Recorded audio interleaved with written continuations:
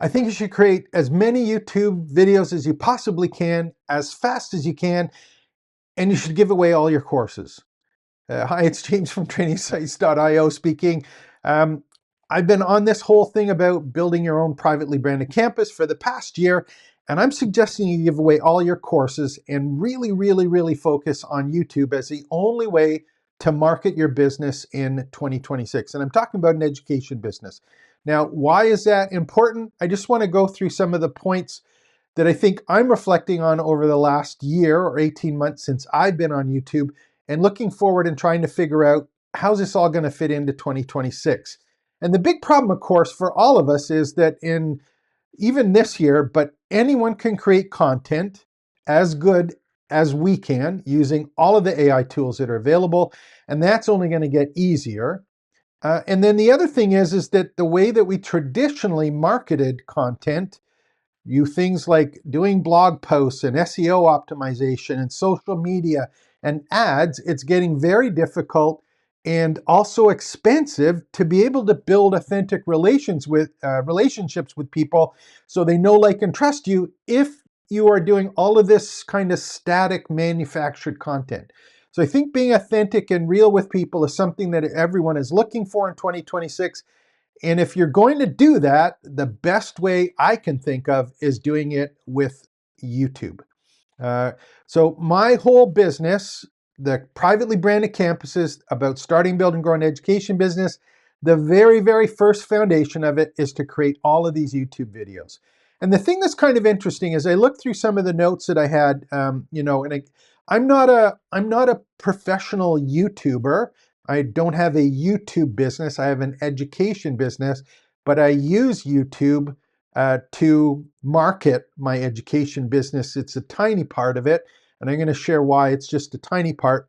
But I think that thing that's interesting when I first started, even 2024, 2025, the part that I really got kind of flipped out about is like, how many subscribers do you have?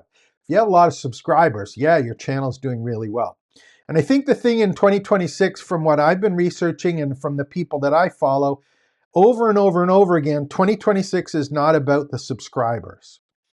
The part that it is about is the engagement and the consistency of how people are being involved or coming back to your particular content and topic. And if you, I'll make sure all this is available. By the way, if you haven't already, go to trainingsites.io/join. That is my privately branded campus, and I give away all of my content, my prompts, all of the videos on YouTube. There's over 600 of them there now.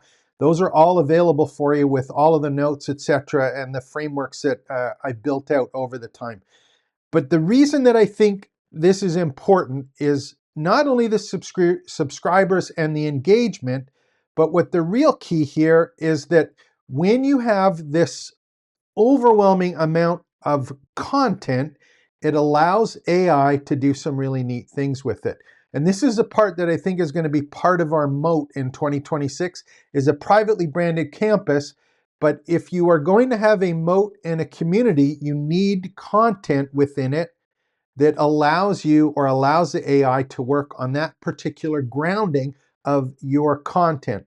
And the way that this fits in, I'll just show you actually in my map so that we have it. And again, all of this is available to you, but the way that I approach this, a privately branded campus has three pieces. First one is that you have a community library. So this is your, I use WordPress, for example. You can do it with a software as a service, but I use WordPress, Fluent Community. So you build out a community and you put as much content in it as fast as you can, and you organize it and curate it. This is for the people who are traditionally in the course business. These are the people, the DIY people. You let them in there with your content. It's available for free, but they have to register and you have their email address. So create your YouTube video. And the reason that you're doing this is not necessarily as subscribers. It is for the engagement, but the purpose of the engagement is to get people to register free in your community. And here's the real important part. Once you have that part done up, these next two pieces, let me see if I can make it a little bit bigger for you. Research and validate, and purpose and promise. If you don't have content, that allows you to research that this is what your potential market of your expertise in your topic. If you have no idea of the ones that they're interested in, that they know, like, and trust because of the way that you're delivering it, you have no way to validate if in fact you have an education business that can be profitable. And the second thing is that once you tie down all of these kind of areas of your topic, these pillars or categories that people are interested in, it allows you to create the purpose and business purpose and the promise that you're going to be able to make to people. Do you want a privately branded campus? Do you want to start building, grow an education business? That's what we do. But the reason that I found that out is because it's kind of what I wanted to start, but I didn't know how to do it. But I made 600 videos in the last 18 months. Not because of the numbers necessarily, not because of the subscribers, because it allowed me to fine tune the message. And here's the big part I think that is kind of interesting on this. The engagement of the regular viewers is critical. So this is a part that I've been picking up. Everyone who's a YouTuber is talking about it. Metrics such as the click-through rate and average view duration from regular viewers play a more significant role in video promotion than total subscriber count. So what was I just talking about? Having content that people like so that you're validating it. And here's the big thing that allows people to be interested, in my opinion, is that if I have the opportunity to create a really professional video that looks awesome and is as close to perfect with a perfect script, perfect delivery, B-roll, all of these fancy edits, and I can do one of those a week. Maybe I have to send it out for someone else to do the editing. Maybe I have to do 7 takes. Maybe I have to buy all sorts of equipment. But if I do 1, 2, 3, 4 of those a month, that's an awful lot of work, as opposed to if I can do 1 or 2 or 3 or 4 videos a week, so that I have 20 videos or 18 videos a month that I can do. Which am I better off with in terms of not the subscriber count, but the amount of content that I have that I can repurpose within my community library? But how can I validate if I've only got 4 videos to validate on? The part that's cool now is if you create this content that is video content, and I'm assuming that like you're someone who just loves being in front of the camera. I do, it's fun. If you've been a teacher, a course creator, someone that actually likes to speak and consult, you like talking to people. It's fun doing it. If you do that, create the content as fast as you can. It doesn't have to be overly produced. Long form content and interaction with the people allows people to know who you are, what you're like, to say, hey, I like the way that person does it, or what the hell is he talking about? So it gives you that chance to step out and be a little bit different than anyone as quickly as you can with all of the content that allows you to validate your proposition, your purpose, your promise, and make sure that you're on the right track and you're able to message it properly. So don't get hung up on the subscriber count. That will help happen. It only usually takes, for me, I had maybe 5 or 6 videos that did really, really, really well. Those are the ones that got my subscriber counts up. The part that's interesting is the subscribers that I do get, if I can post 4 times a week, maybe 5 times a week, if I can post frequently with unproduced sort of longer form training information as opposed to entertaining information, if I can get people to come back and engage with me, there's 2 things that happen. One is I get more people involved in the channel, but the purpose of my channel for marketing my education business is to capture the content and repurpose it for marketing my privately branded community. And I give all away my content, all of my course content. And again, if you haven't already, like and subscribe to the channel, make sure to join because my content is there. And the reason that I give it away is the email address. I can repurpose every YouTube video into social media, into blog posts, into presentations, into infographics. Some of the videos I've done now with Notebook LM, I can do slide decks, checklists, audios, videos, just from the transcript of a video. So all of your other content can be created or repurposed from the video transcript, and I have it in my library, and it even does automatic social media posting. So all of these things that we used to have to do manually, they can all be automated now with AI just from the videos. And the cool part is, when I did this earlier in the year, the part that was on, I only had the transcript. Gemini 3 in the last couple months will actually do the AI on the visual portion and the audio portion of it. So it sees what's going on in the video. It sees the screen. It knows how fast I'm talking, how boring I am, or how excited I am. So all of this AI stuff is getting more and more effective.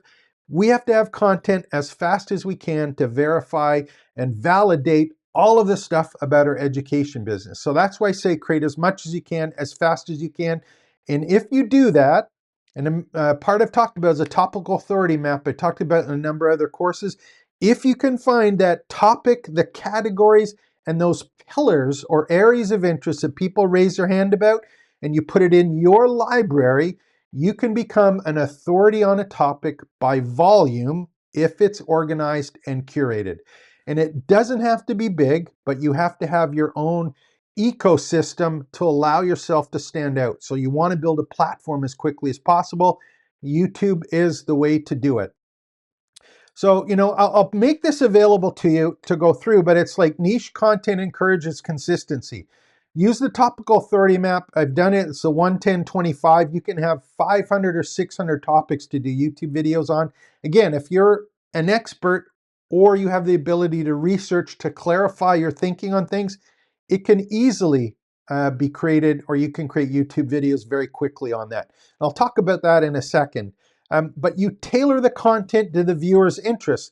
If you do 1 or 2 videos, you can't do that. If you do 4 or 5 a week, you'll find out quickly enough which ones hit, which ones don't. So get involved and start doing that content. Storytelling and presentations. Again, if you're a teacher or a speaker or a coach or consultant, I would hope that you have stories or way of doing things. You can't do that in a blog post or social media post. You can do that in a video, live visually, and also again by just the way they communicate.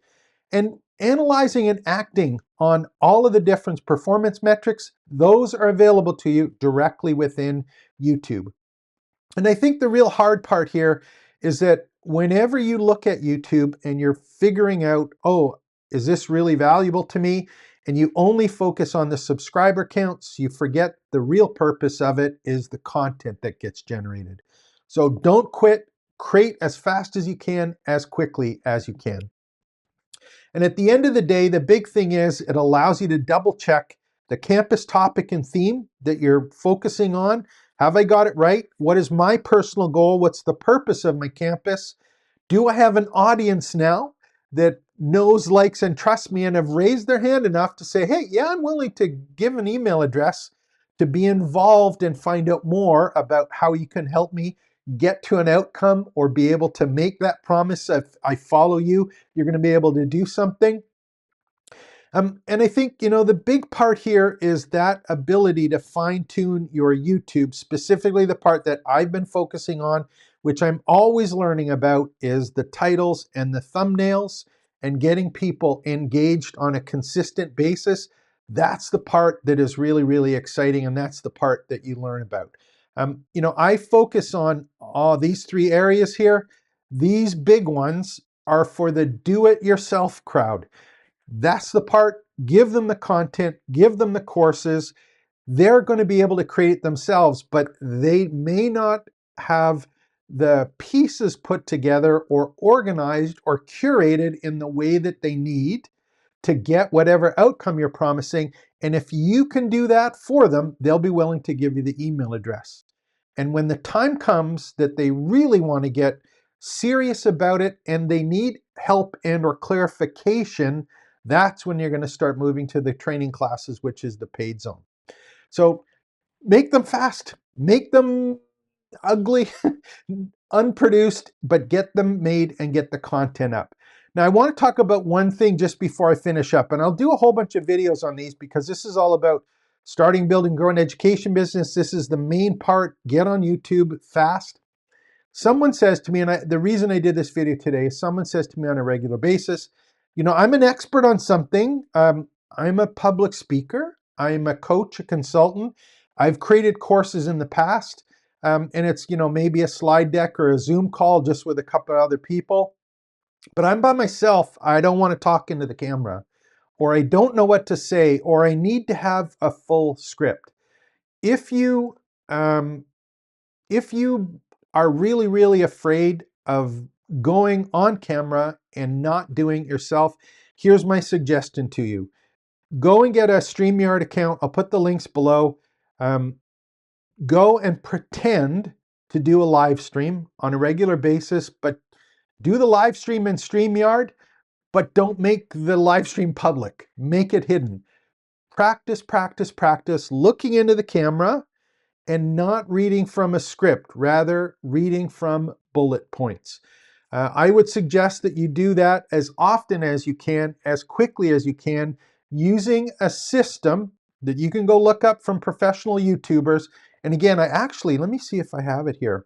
I actually did 12 kind of script, or not script, but approaches to actually doing these educational videos. And there's 12 different styles of doing it. But I would just practice, practice, practice, do them live. So it's actually like you're doing it live and talking to a friend or a person. Practice looking into the camera. Don't worry if they're not overly produced to start, but get doing it and get comfortable in front of the camera. And it's okay if it's not good, because with so many videos, the ones that you go and look at the start are going to be completely different than the ones you're doing in 3 weeks, the ones you're doing in a month or 2 months or 3 months later. But you'll still have the content, the transcript, and the information, and learning from the way that you message. So just do YouTube videos, do some quick talking points about what you want in a script. And again, I'll do some other videos, and I'll actually put some links in the community about people that I follow about how to do these live videos. All I'm saying is practice them. Just go and do some really ugly and bad ones and get used to looking in the camera, hearing how you sound when you play it back, and just go think, am I talking to a friend? Am I sharing my expertise with someone, trying to explain what it is that I know, like, and do on a regular basis? How do I message it? Is it something that makes sense to me? Is it something that makes sense to someone else? Keep it to yourself from the start, and then when you're ready, do 1 or 2 to publish them. And you know what? It's okay if they're not good. It's okay if they're not overly produced. It's great that you're starting to get your message out and you're starting to build your own privately branded campus and your free community library. Hope you enjoyed this. I'm going to do a whole bunch more of them. I love this stuff.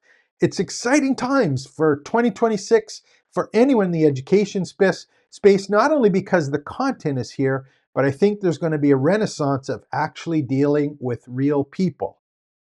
So how do we do that? Stay tuned and we'll cover it in the next video. Like and subscribe to the channel. It's James Maduch, TrainingSites.io. Hope you enjoyed it. Take care. Expect the best.